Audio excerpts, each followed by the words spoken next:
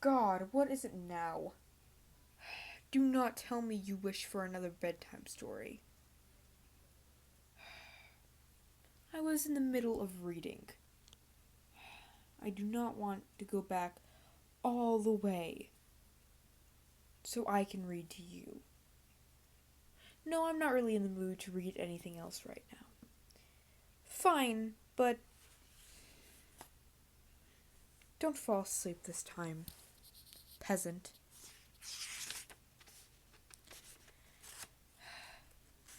Oh, I'm reading To Kill a Mockingbird by Harper Lee. So, no, it's a quite popular book, I believe. You'll like it, probably. I'll read part of chapter 1, but don't expect me to continue reading. This chapter is a quite long chapter, after all. When he was nearly 13, my brother Jem got his arm badly broken at the elbow. When it healed, and Jem's fears never being able to play football were assuaged. Oh god, I don't know what that word is. Shut up, I know what words are. He was seldom and self-conscious about his injury. His left arm was somewhat shorter than his right. When he stood or walked, the back of his hand was at right angles to his body, his thumb parallel to his thigh. He couldn't have cared less, so long as he could pass a punt. When enough years had gone by to enable us to look back on them, we discussed some of the events leading to his accident. I maintain that the Ewalls started it all, but Jem, who was 4 years my senior, said it started long before that. I'm not good at reading aloud. Usually I don't read to people. Peasants like you. He said it began summer. Dill came to us when Dill first gave us the idea of making Boo Radley come out. I said if he wanted to take a broad view of the thing. It really began with Andrew Jackson.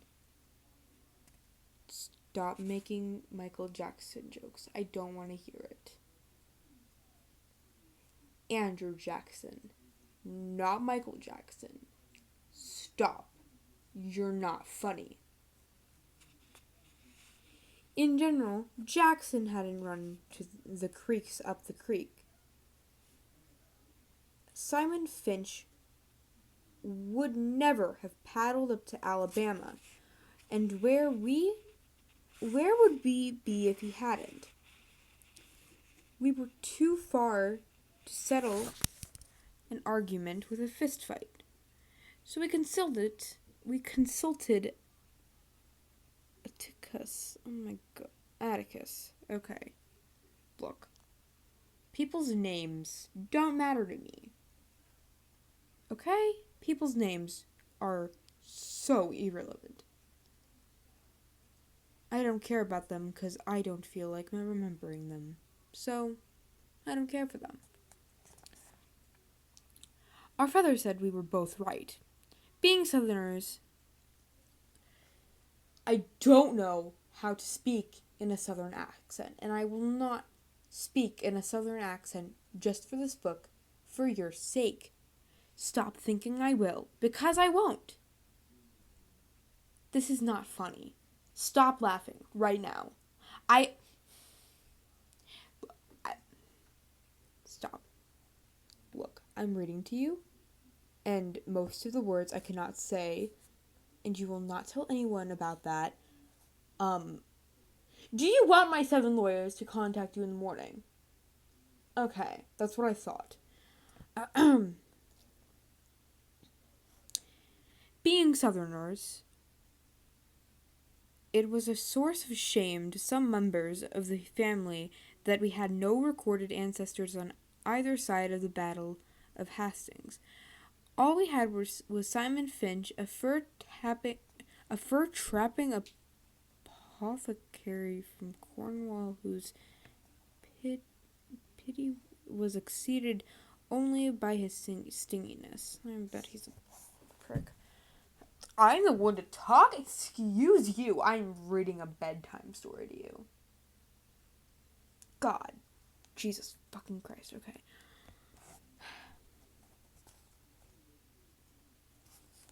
In England, Simon was irritated by the persecution of those who called themselves Methodists, and their hands were more liberal brethren, as Simon called himself a Methodist.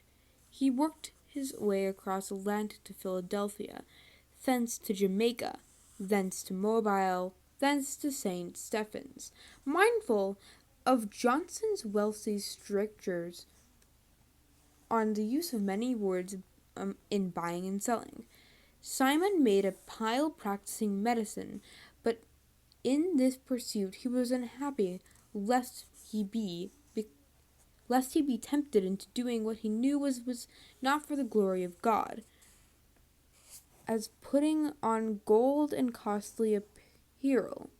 So Simon, having forgotten his teacher's dictum, oh God, on the possession of human chattels, bought 3 slaves, and with their aid established a homestead on the banks of Alabama River for 40 miles above St. Stephen's. Oh my God. Can you, not lean on me, please? I don't. Stop. Oh. You're not awake. God damn it.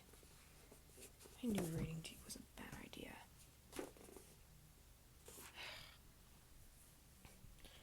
I have to admit. Quite cute.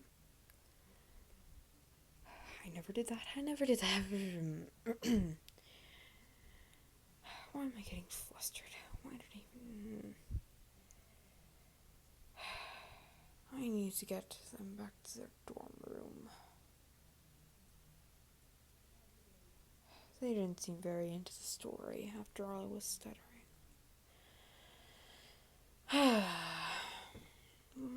I suppose we could just stay here. I don't feel like staying up any longer.